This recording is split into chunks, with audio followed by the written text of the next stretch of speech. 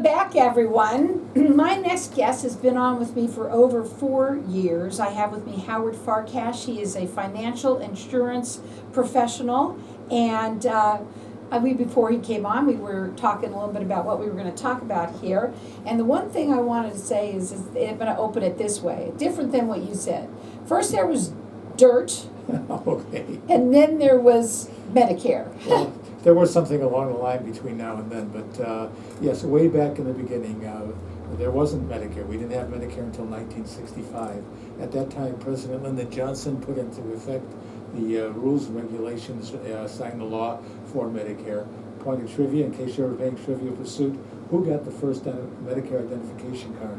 Who? Well, you wouldn't believe it, but it was former President Harry S. Truman. Wow. So that's how far back things go. But Medicare back then was different than it is today. Medicare is different today because we have a much broader array of products to choose from, and that's what causes the confusion. The complexity causes the confusion. It's not really all standardized as it was in the beginning. New choices have come along. In fact, nowadays what happens is, well, let's go back to the very beginning. In the beginning, what Medicare did was it covered 80% of your medical bills, and you were responsible for 20%. Along the way, an insurance industry developed to cover the other 20%, because realistically, 20% of a $100 doctor office visit, well, that's sustainable for most of us to handle. If you go to the hospital and it's $100,000, $20,000 becomes very unbearable. And because of that, Medicare supplements came along to cover that gap, as it were. But in the early 1990s, the government realized that there were a whole bunch of people coming up known as baby boomers, and 80% of their medical bills would have been just a huge, huge expense. How did the government avoid this big, huge expense? Is they decided to offload the responsibility into private insurance companies. So now people have two basic choices, two basic alternatives to choose from in determining their Medicare type of coverage. You can remain on traditional or basic Medicare, as it's known, and get a supplement to go along with that, and also a standalone drug plan, because originally Medicare did not have extensive drug coverage. There was something called drug coverage. It was really trading dollars. Your excess premium covered what was expected to be your co-pays for medications at a drugstore. So along the way, the idea was, let's try to avoid the big expense for the government to have to pay for 80% of 10,000 people turning 65 every single day. Well, that was the goal, that was the idea, that was what was supposed to happen. It was supposed to reduce the costs to our central treasuries, basically. Depending upon who you talk to, that may have not actually happened. And I've read reports indicating they still haven't made back their money for all the excess premium, because the government does pay anywhere between $750 to $1,000 per month for somebody who is enrolled in a Medicare Advantage plan. And Medicare Advantage is the alternative. So when you come into Medicare, you have to make a decision. Do you want to be a Medicare supplement kind of a person, or do you want to be a Medicare Advantage kind of a person? Now, this gets a little bit emotional. There are people who are on either side of that fence, basically. Each side feels that it offers a superior product and a superior benefit, and perhaps they do, because I think it's up to the individual who is going to make that decision to understand what his choices are and the consequences of that decision, because they're not identical programs. They do operate differently. And everybody's different, and they have a different story. Because when somebody says to you, oh, I love my Advantage plan, that might be good for them. It certainly might. There's nothing wrong with that, okay? But Right. There are people who are supplement-only people who only preach the gospel, as it were, the gospel of supplements, as opposed to understanding the other side and seeing how it does meet some people's needs. Mm-hmm. But everybody's an individual. And I've been in homes where Mr. has chosen one type of plan and Mrs. has chosen the other. And it's all driven by how much money they have to spend. It's driven by how they want to handle the risk to their health.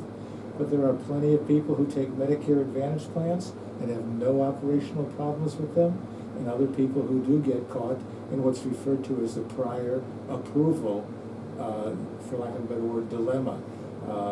Maybe, for example, your doctor says you need a total hip replacement, but a Medicare Advantage plan administrator may say, no, no, no, how about a partial replacement?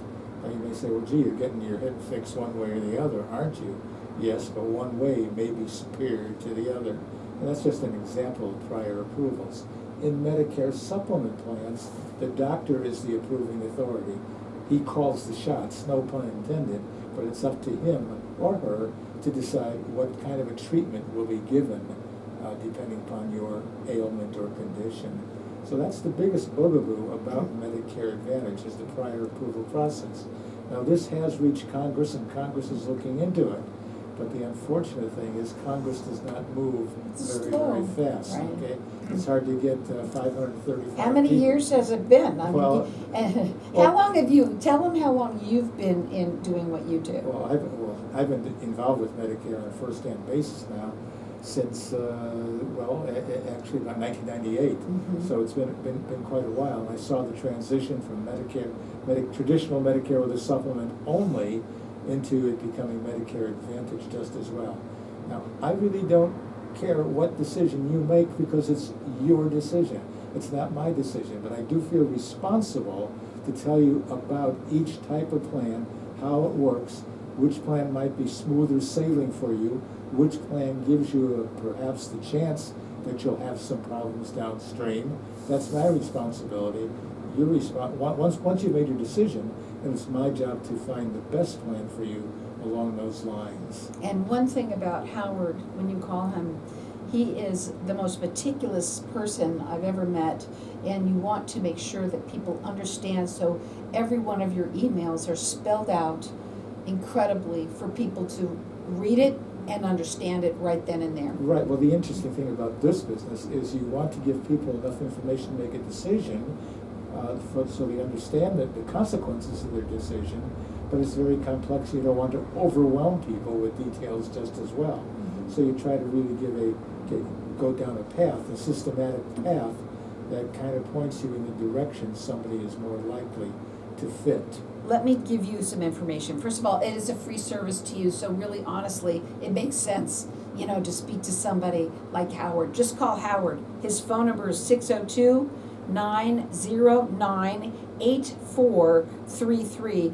and let him sit down and talk to you a little bit about what the differences are. He's been doing this since 1998. He knows what the differences are, and he's lived it as well. Right, I think an important thing is there's lots of ways to come by making your decision and getting someone to help you with that. You can dial an insurance company and talk to them directly, but all they're going to do is tell you how wonderful their products are. They're going to be very focused on selling you a product, one of their products, basically. It certainly may not be the worst decision you could make, but don't you want to have a broader array of product to choose from? And that's the important thing to keep in mind. A broker such as myself will give you a wide choice. I, for example, represent approximately 5 or 6 Medicare Advantage companies, and also 5 or 6 Medicare supplement companies. And so that way you get your choice. Now, it's interesting, the Medicare supplements are all the same. A so-called G plan from one carrier is identical to a G plan from another carrier. But when it comes to Medicare Advantage plans, each of them are different. They're different in the co-pays. If there are premiums, they're different in premium, of course. And there is also the difference in how things are covered, basically. We're going to go to a break. When we come back, we're going to talk further. You would have thought the Medicare season was over in October, but or December, when it was really over for a while. It's not. The Medicare season's never over. It's never over. It's never over. Because 10,000 people a day are turning Medicare eligible. It's amazing. And the thing is that you want to give Howard a call and let him talk to you. It's a free service to you. That phone number again is 602-909-8433. Again, 602-909-8433. Hang tight. We'll be back in just a minute. Thank you, madam. Very good. No, what you do is you light my fire. Okay, that's good. I'm I'm glad to do that. You light my fire. You turn me on. You hit the on switch. She just got back to me, it's the 17th is opens of this month. Yeah, well, we're gonna let them get the jitters all worked out. We'll go see, are Okay, they still gonna be in play, in March? That long? I don't know.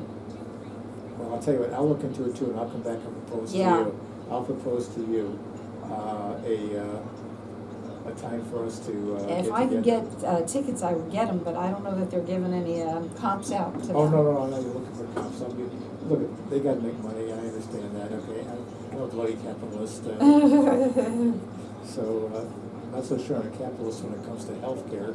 That could be one of our problems as a country, is, there's too many people trying to make too much money, on healthcare. But as far as the arts are concerned, they need to make money, let them. It is the one area that, especially here in Arizona, sometimes in other states, it's a little different, like maybe even Northern California as opposed to here, or back east New York, obviously.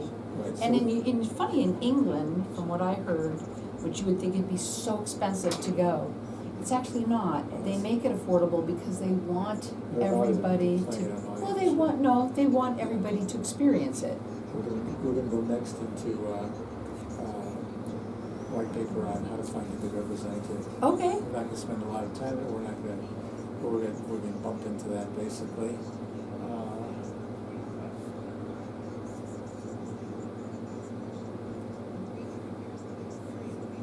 Okay. We gotta make the phone ring. I'm trying. That's what this whole thing's about, making the We phone hope, ring. we hope, we hope. Yeah, make the phone ring.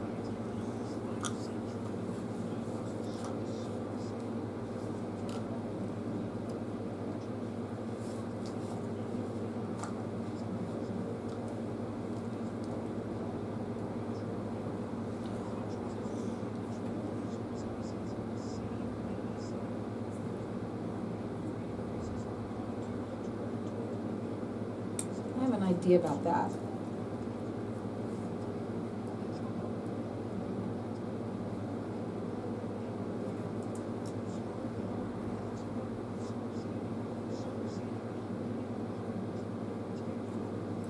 Here we go.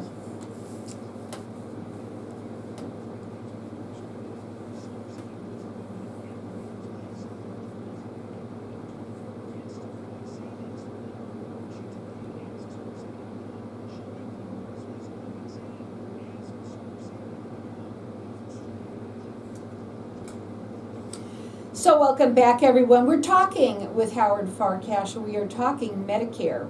And we were just saying before the break, we were saying how Medicare is never over because it's it seems to be Medicare season all the 10,000 time. people a day are turning Medicare eligible.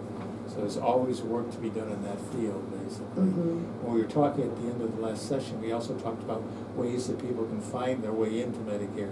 One way was to call the insurance company directly, but that limits you as a consumer to just the products of that particular company. So what's really important is that you work with a local broker, and there's one other thing you could do. You could call the people who are advertising on television, the 1-800 numbers. Those are brokers such as myself, but you'll never see them, you'll never get to know them, and you'd be lucky if you talk to the same person twice, because these are big boiler room type of operations. And what they care about is they care about making the next sale. Well, I care about making a sale also, but I care first about taking care of people because I believe in what's referred to as relationship sale as opposed to a transactional sale, basically. So because I like to get to know people, and I have known people. I've got people for the last 15 years have dealt with me on their Medicare matters. So the question is, how do you find a good representative or a good broker? Well, you could call me directly at 602-909-8433, but you might also want to find other brokers that you'd rather talk to, or you know of another person who claims to be a broker. How do you filter out who might be a good broker and who might be a bad broker? And one of the ways we can do that is I can share with you my broker interview platform, as it were. You know, realistically, if you're looking for a broker, you're looking to hire somebody, essentially.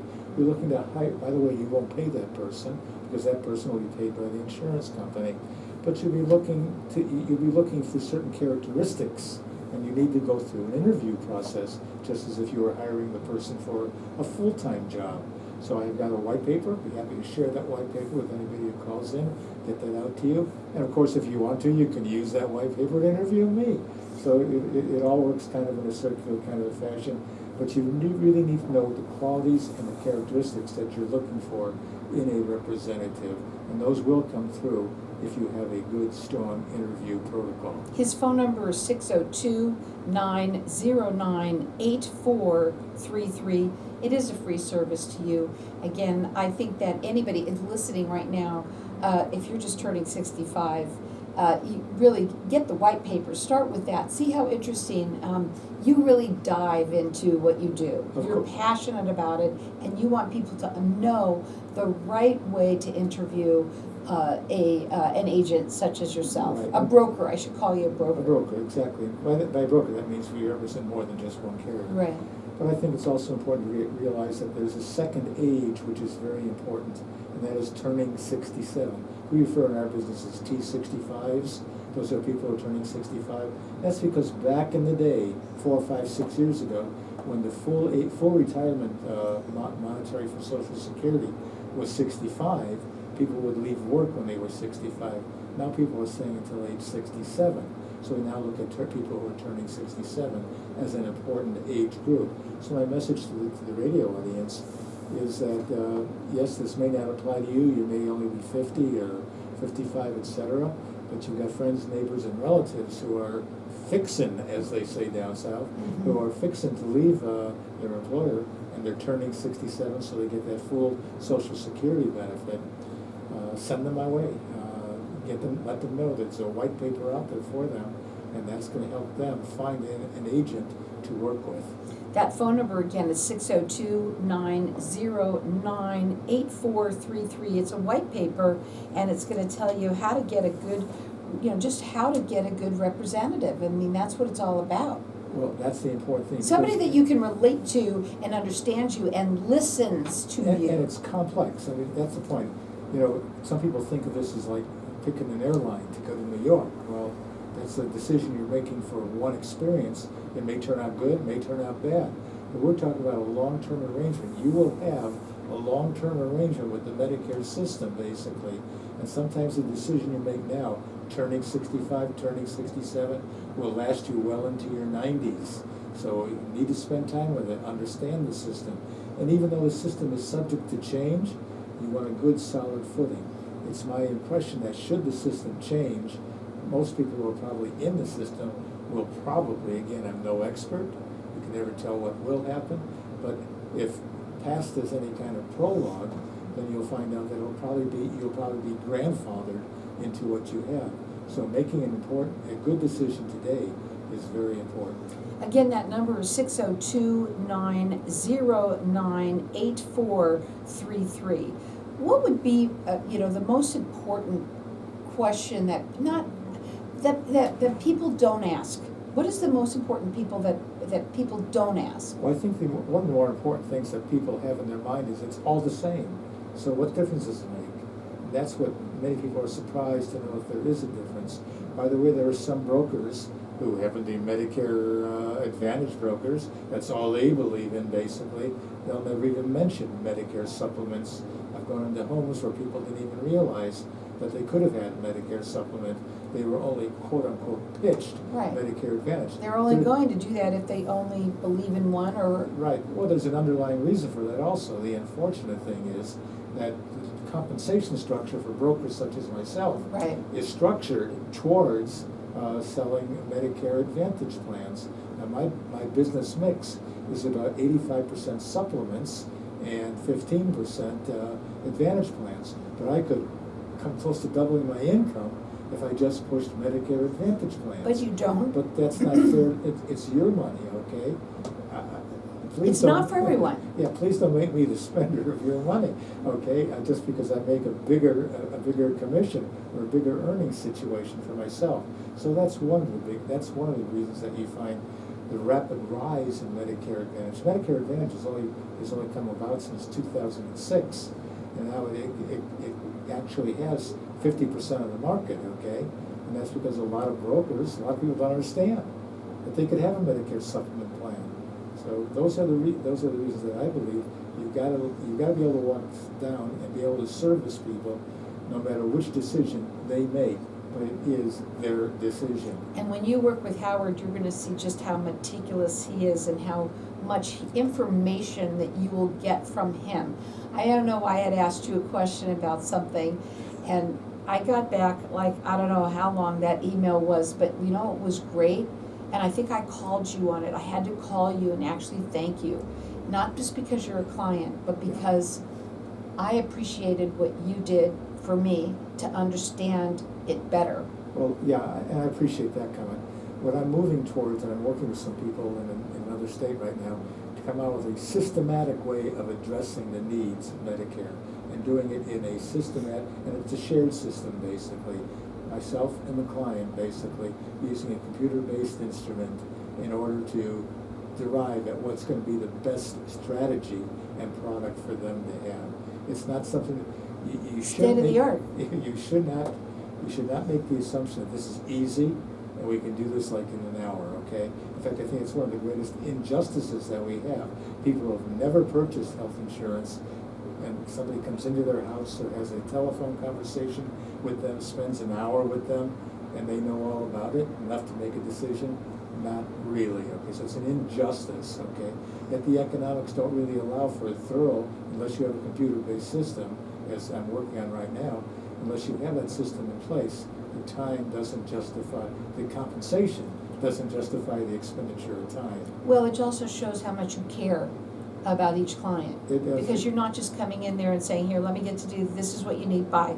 That's not the way it is. And that's unfortunately all too often what happens. That leads to a lot of unhappiness basically downstream, especially when you can't get the medical if you selected a Medicare Advantage path, as it were, you may not be able to get the service that you or your doctor want you to have. Well, I have a question. Once you have, let's say, made whatever decision that you've made, and you're not happy with it, not through you, let's say somebody else, yes. What happens Well, if... that's interesting. In this state, if you're still healthy, you can apply for a Medicare supplement. You made the Advantage decision and you want to move to a supplement, you can do that, but you're subject to medical underwriting, which means answering medical questions on the application, and the supplement company may be able to say, gee, thanks for your application, but we're going to decline to cover you, basically. That's because they don't want to buy a claim. You're too much Risk? You're too much risky. You're too risky for them. Mm-hmm. Another way of saying that is you're not healthy enough for them, okay? Mm-hmm. They don't want to spend the money on you. So you might be locked into staying with a Medicare Advantage plan. Maybe yes, maybe no. And I don't want to say there's anything necessarily bad with that, as long as you understand it. There's nothing necessarily wrong with that. What are your final words for today? Don't try to do this alone. It's more complex than it looks. You can never tell how deep a puddle is from the top.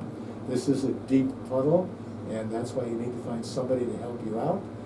Call for my white paper, 602-909-8433. Call for that paper. It'll assist you. Better yet, I'll assist you. And his number again is 602-909-8433. It is a free service to you. It makes sense, especially when you talk to Howard, you're talking to somebody who's not only, you walk the talk. I mean, you've been in Medicare yourself for, I don't know how, I'm not even going to say how long. Please don't. But, you know, since 1998, he has been doing this, and he's learned a lot, and he wants you to be educated well, so that you are informed to make the right decision for you. I bet that at least you're going to know more than if you just call somebody on that 800 number, that's for sure. That's it, you got it. Call for the white paper, and you're going to get all about how to find a good representative. That number to call is 602-909-8433. Again, 602-909-8433. Thank you, ma'am. Did you like it?